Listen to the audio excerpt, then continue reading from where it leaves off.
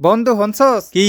আমেরিকার লস অ্যাঞ্জেলেসে ভয়াবহ দাবানলে শহর পুরা ছাই হয়ে গেছে। হয় হুনছি, ওটা আসলে আসেলো আল্লাহর গজব। কস কি? হয় হারা হারা বছর পাপ কর্মে লিপ্ত আসেলো আর মানুষের উপরে জুলুম করত, এই জন্য আল্লাহ হ্যাগো উপরে গজব নাজিল করছে। হায় হায়, তাহলে তো আমাকে সবার সাবধান হয়ে যাওয়া উচিত। কে? কারণ বাংলাদেশেও তো এবিল গজব নাজিল হতে পারে। না না, হ্যাঁ হইবে না। কি? ক্যা? কারণ বাংলাদেশের মানুষ সব পুত পবিত্র।